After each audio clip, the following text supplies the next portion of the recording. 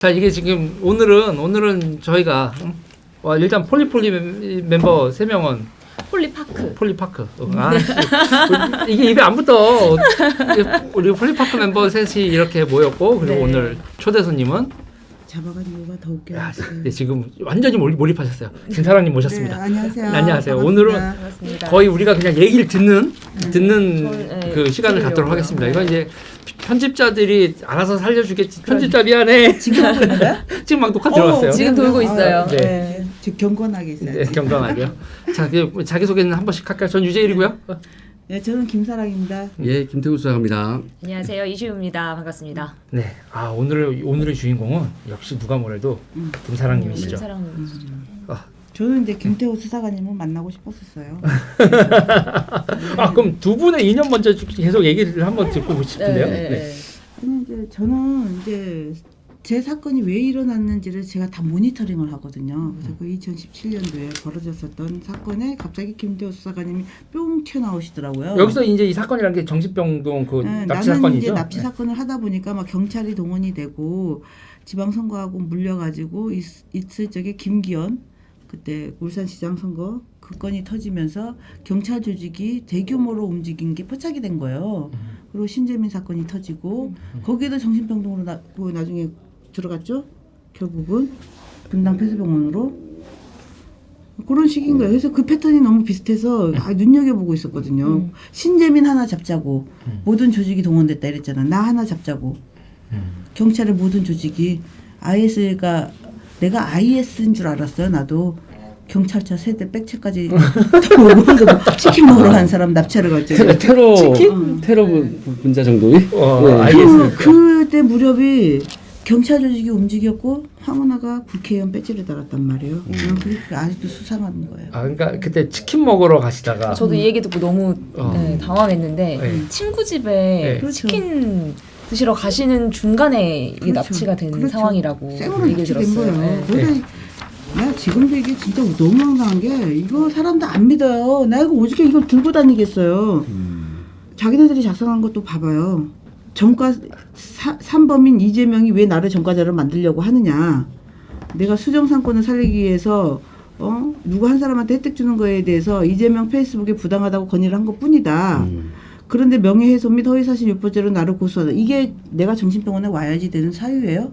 여기서 수정 사건이 수정구 성남시 수정구. 그래서 경찰서에서부터 허위 조사를 꾸미더라. 경찰 리들부터가 나를 허위로 자꾸 엮으려고 하더라. 너무 억울해서 페이스북에 올렸다. 이재명 개새끼. 이게 내가 납치가 돼야지 될 사건이 건전한 비판 아니에요? 아니 명예훼손으로 경찰서에 가서 아니, 조사를 받을 수 있을지 몰라도 이거는 모욕 정도, 벌금 사안. 벌금 사안. 아니 이게 네. 이게 정신병도 아니 이재명 개새끼라고 쓴 적도 없어. 이건 자기네들이 썼는데 자기네들이 이렇게 썼어. 이 쓴 거를 보더라도 내가 이게 정신병원에 와야지 될 상태냐는 거예요 이게. 이거 나중에 편집을 해서 이거 화면에 넣을 수 띄워야 될 있도록 것 같아요. 이거 하나 보여줘야 복사해 될 것 주십시오. 같아요. 네. 네, 이따가 그리고 되죠? 이재명이 되죠? 무서워서 누구도 나를 도와주려 하지 않더라. 이게 와야 되는 거야 내가? 이재명이가 도지사 가려고 진실을 은폐한다. 나를 묻으려고 한다. 이런 말 했다고 정신병원에? 자, 그러면은 이미 여러 매체에서 그 이거 안 나왔어요? 이건 안 나왔던 네, 그 거군요. 납치 관련 얘기를 하셨는데 그 간단한 그 부분 먼저 처음 납치될 때 그 어떻게 된 건지 한번 간단하게 먼저 그래서 해주세요. 내가 이게 김태호 수사관님을 만나고 싶었던 이유 중에 하나가 저는 이제 그때 당시에 온갖 민원이 다 들어와서 이제 이야기를 했을 뿐이에요. 근데 이제 맨 마지막이 이제 대장동이었다고 내가 얘기를 했잖아요. 그게 또 하필이면 대장동을 찍은 영상이 제일 마지막이에요. 2017년 8월. 그거 올리고 이제 난리가 나고 이재명 직접 고소를 딱 해왔죠. 그럼에도 불구하고 내가 기가 안 꺾이고 자유한국 당사 앞에 가가지고 네. 또 이제 토크 콘서트를 했어요. 그리고 국회 가서 기자회견도 하고 더 난리를 쳤죠. 그러고 났더니 이제 고소고발이 계속 이어지는 거예요. 네. 그래서 이 11월 14일 날 경찰이 그 현대시장 있죠. 갑부까지 나를 고소를 한 거예요. 1인 갑부가. 1인 갑부 시장에는 왜 아케이트를 쳐줬냐 이랬는데 거기가 이재명이 대표 변호사로 있는 세기를 통해서 나를 고소를 한 거예요. 그건 난 너무 냄새가 나잖아 다들. 그러니까 이게 그냥 전통시장도 아니고 한 명이 하는 그걸 왜 나라 그 아케이드를 해줬냐 이 얘기를 했는데 이 난리가 났다. 아니 그 건으로 내가 이제 또 조사를 받으러 오래요. 그러니까 조사가 많으니까 내가 스트레스가 만땅이었을 거 아니야. 왜 돈은 니들이 먹고 왜 나를 자꾸 부르려고 하느냐 이러면서 이제 그날 폭발을 한 거예요. 네. 조사 받으러 오라 그러니까. 네, 네. 그러면서 한 소리가 있어요. 내가 야 나는 이제 더 이상 경찰을 못 신뢰하니까 신뢰를 못 하니까 너 지난번에 신성은 사건도 그렇고 불러가지고 꼬아가지고 조사받게 한다면 자꾸 기소를 올리는데 정권 바뀌면 보자고 그러면서 니들 편파 수사한 애들 담당자 뭐 이런 애들 그 뭐죠 페이스북에 다 깐다고 했어요. 그날. 실제 깠어요. 너무 열이 받아가지고 임진, 신승은 뭐 현대시당 이석준이 이름을 다 깐 거야. 이재명이 공개를 하신 거죠 그날. 그날은 다 깐 거예요. 이재명이 다 너 때문이야 이러면서 다 까버린 거예요. 근데 나는 그거 다 하고 나니까 속이 시원하잖아. 어쨌든 판사 검사 다 깠어요. 그냥 아주 그냥 나는 그날 진짜 속이 시원한 거예요. 근데 얘들은 그때부터 난리가 난 거예요. 그러니까 계속 이재명 시장에 대해서 문제가 있는 부분들을 의혹 제기를 하신 거잖아요. 그렇죠. 그 이벤트 업자 뭐 A씨한테 일감을 몰아줬다라는 거나 맞아요. 아니면 뭐 구시가지 상권 개선 사업비 진행되는 부분이라던가 맞아요. 뭐 그런 뭐 그리고 이제 이재명 페이스북에 댓글 이제 한 작성을 해서 그러니까 그렇게 건전한 뭐라고 어떻게 얘기해야 될까요? 그런 비판이라든지 그런 것들을 했을 때 돌아온 결과가 이런 결과가 돌아왔다라는 거죠. 그렇죠. 어떻게 보면 그냥 시민의 시정 감시인데. 당연하죠. 그렇죠. 네. 맞아. 그런데 그거를 정신병원 감금으로 그 이후부터 이제 성남시 뭐 고소고발 들어오고 맞아요. 고소고발 들어오고 난 다음에 이제 그 정신병원 그 관련 맞아요. 사건이 이제 일어난 게 문제라는 거죠. 그렇죠. 네, 그러면서 지금 말씀하니까 코어에 들어가 접근하신 거 아니에요? 그렇죠. 나는 가장 아픈 부분을 난 그게 건드리니까. 그렇게까지 아픈 줄은 몰랐죠. 왜 이렇게 나한테 뭐 물어만 보면 고소를 하나 싶어가지고 난 열이 받은 거죠. 그때부터는. 직접 만난 적이 있었어요? 누구를? 이재명 그 당시 시장. 네. 이제 나를 고소했으니까 네. 그때 2016년도부터 고소가 들어왔잖아요. 그 신성은이가 먼저 고소를 하더라고요. 피켓 들고 쫓아갔죠. 광화문 단식장에.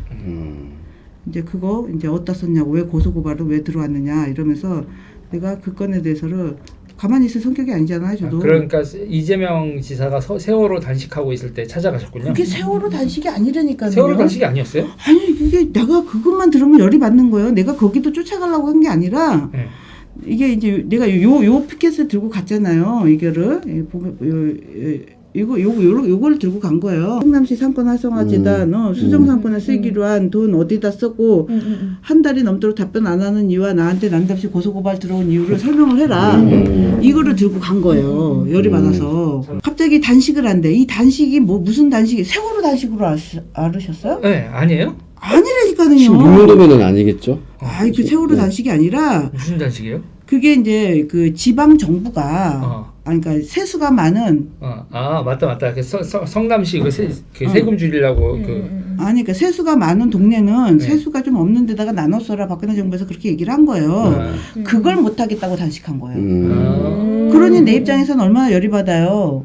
왜냐 자기는 467억에 대해서 중앙정부 돈에 대해서 얘기도 안 하면서 고소해놓고 그러면서 성남에 있는 돈은 뭐 세수가 없는 동네하고 못 나눠 쓰겠다고 하고 있으니 내가 볼 때 얼마나 내로남불이냐고요. 그래서 쫓아간 거야 그거를.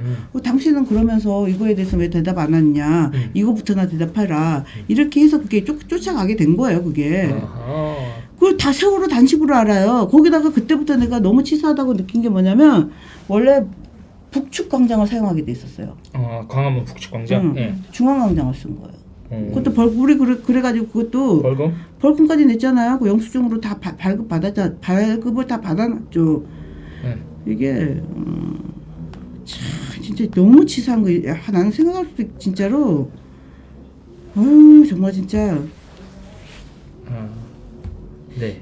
이게 하다 못하니까 그게 원래는 그렇게 법을 안 지키는 사람은 내가 처음 봤다니까요. 네.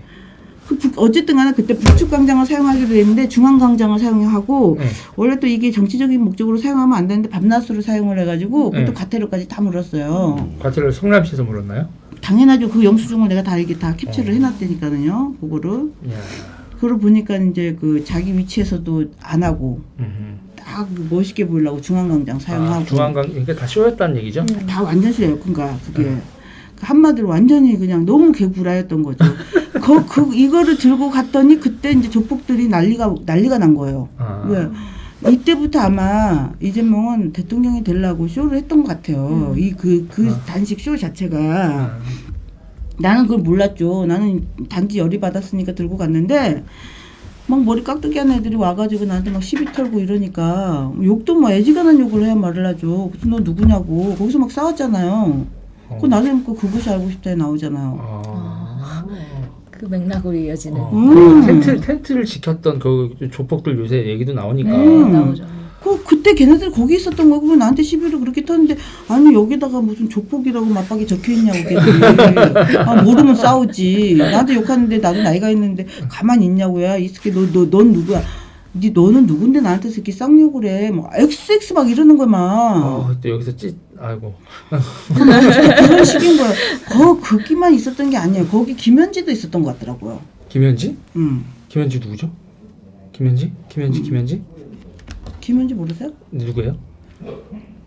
내가 이걸 들고 갔더니 어떤 여자가 와요. 근데 시장님 큰일 났는데 이거 왜 들고 왔냐요. 어떤 여자가 싹 와서 막 마누라같이 막 설치는 거예요. 그래서 내가 당신 누구냐고 했더니 성남시청 공무원이라는 거예요. 성남시청 공무원이라고 딱 그러는 거였더니 너 이름 좀 대라고 그랬더니 이러면 안 되는 거예요 여자가.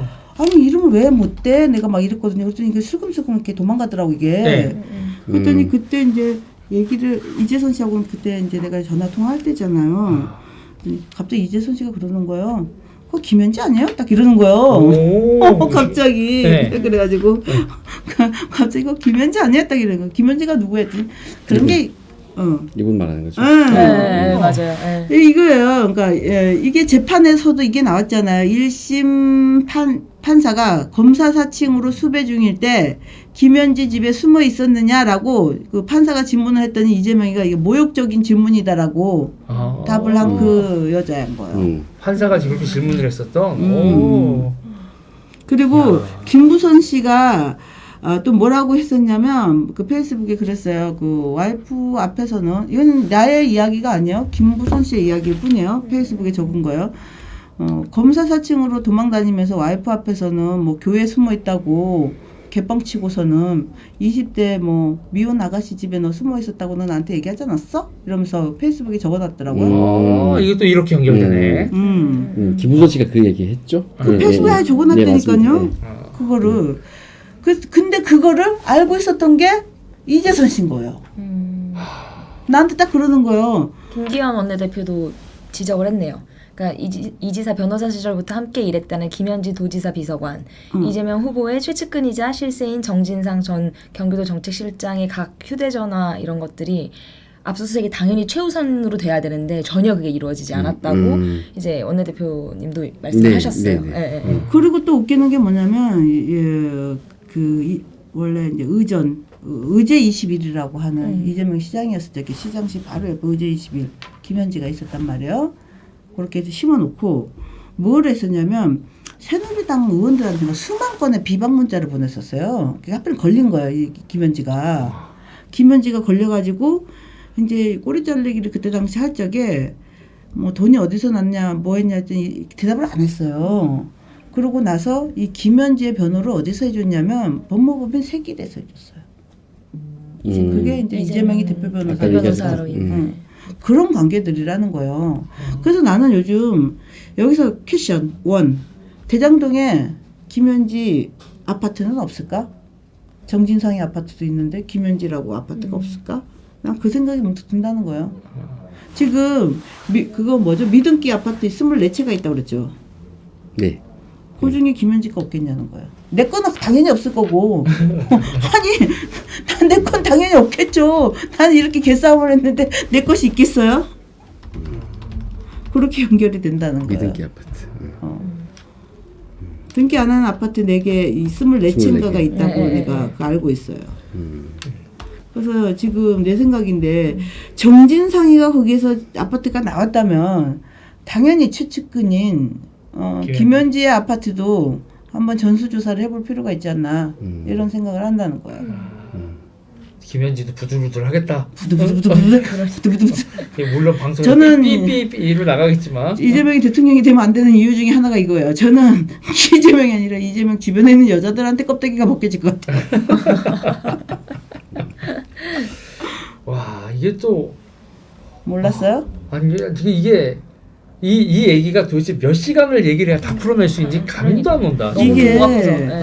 저는 솔직히 얘기를 하면 성남에서 이제 시민활동하고 밴드 리더 장에서 존경받는 사람인데 이재명 쪽에서는 이거를 다 덮어야 되잖아요. 내가 이런 거를 제기를 하니까 미친 사람을 만들어야 되는 거예요. 몰랐던 얘기가 너무 많아. 아니 지난번에 문화일보 기자가 우리 동네 찾아왔어요. 우리 동네 찾아오니까 아니 난 동네에서 존경받잖아요. 뭐 우리 리더님 어디 가세요? 막 이러고 아유 고생 많으세요? 막 이러니까 이걸 보고 기절하려고 그러는 거예요. 그래서 내가 아니 얘들이 나를 도대체 어떤 이미지를 만들어 놨길래 아니 이게 찝히게도 죄송해요. 아니 도대체 어떤 이미지를 만들어 놨길래 이러나 했더니 나중에 알고 봤더니 이게 터진 거예요. 어떤 기자는 내가 정상인지도 또 촬영을 하러 온 거예요. 넌 얼마나 나왔겠어요. 내 입장에서는. 그거를 얘기를 살짝 해준 게 뭐냐면 성남시청에를 갔더니 이 공보관이라는 놈이 내 욕을 그렇게 하더라는 거예요. 내가 정상이 아니라는 식으로.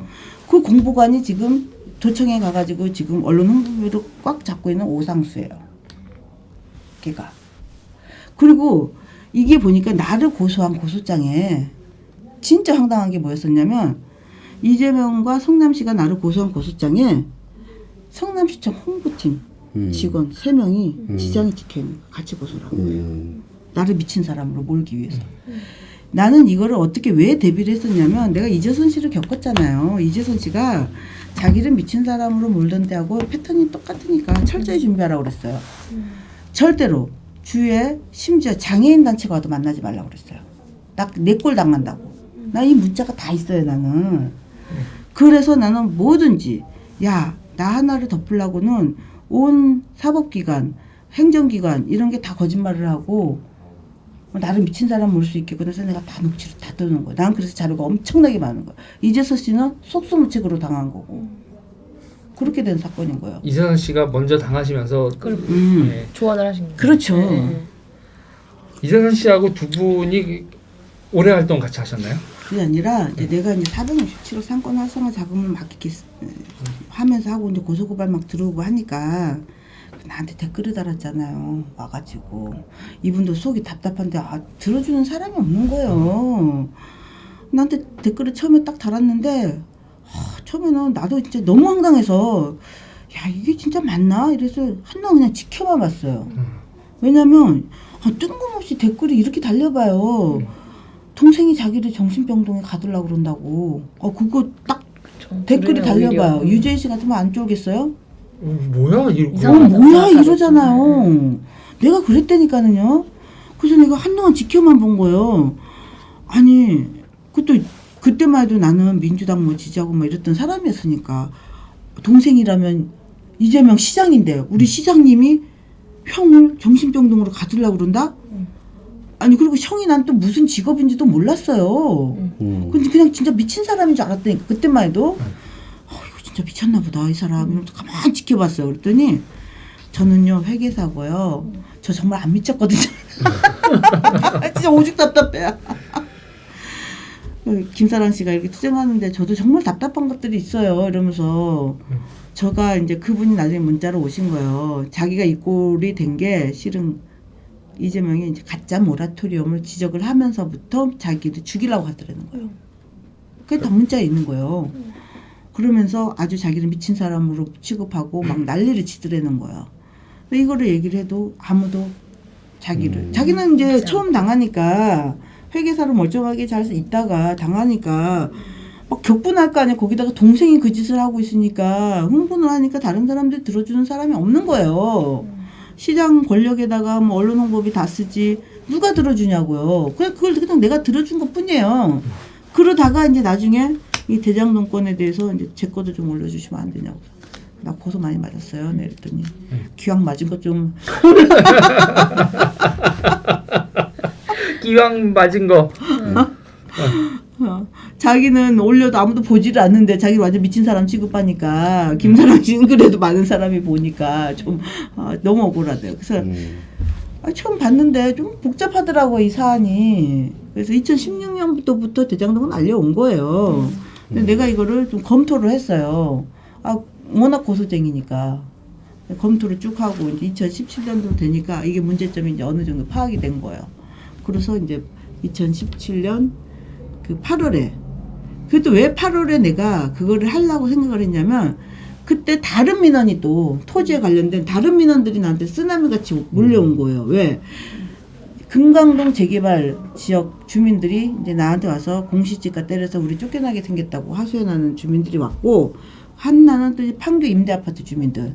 여기는 10년 돼가지고 이제 그 옛날 이제 분양가로 들어갈 줄 알았는데 갑자기 주변 시세를 맞추라고 우리가 그럼 어디로 가냐고 이재명 너무하는 거 아니냐 해서 그걸 또 나한테 하소연을 하러 왔어요. 그러니까 뭐 성남에 시장이 2명 있냐 이렇게가 된 거죠. 그러면서 1공단 문제를 이제 본격화 알리게 된 거예요. 그러면서 공단 앞에서 그거 문제점을 얘기를 한 거예요. 이게 결합 방식이잖아. 좀 복잡해요. 1공단과 이제 대장동은 결합 방식인데 이 동네 돈을 가져다가 여기다가 쓰겠다고 하는 것도 골 때리거니와 또 여기에 그냥 원래 그냥 기부 체납 방식으로 원래 토지랑 뭐랑 다 준다고 했는데도 불구하고 나무 사유지를 가져가지고 전면공원이나 이거 공산당이냐? 이거 말도 안 되지 않냐? 뒤에 또 희망대 공원이라고 하는 공원이 없는 것도 아니고 몇천 평짜리 공원이 바로 뒤에 있어요. 남의 사유지를 갖고 그렇게 하는 사람들이 어딨냐? 그리고 이것만 땅 갖고 장난하느냐? 금강동 판교 임대아파트 너 다 폭락했다. 이거를 영상을 찍었더라고 내가 보니까. 그러고 폭탄이 들어온 거예요. 그 완전 쓰나미인 거야. 그러고 나서 내가 그때 겁이 났죠. 야 이거 안 되겠다. 나도 변호사 사야 되겠다. 돈이 없어. 장 변호사를 쫓아간 거예요. 장영하 변호사. 장 변호사는 그때 좀 시장도 하고 싶으니까. 그래 국민의당 그 안철수 당이었어요. 김사랑 씨 사건을 맡으니까 사방에서 압력 전화가 와서 자기 견딜 수가 없다는 거예요. 난 처음에만 해도 누군지도 모르니까 누군데요? 내가 이랬더니 알 생각하지 말라는 거예요. 어쨌든 자기가 압박에 시달려서 살 수가 없다는 거예요.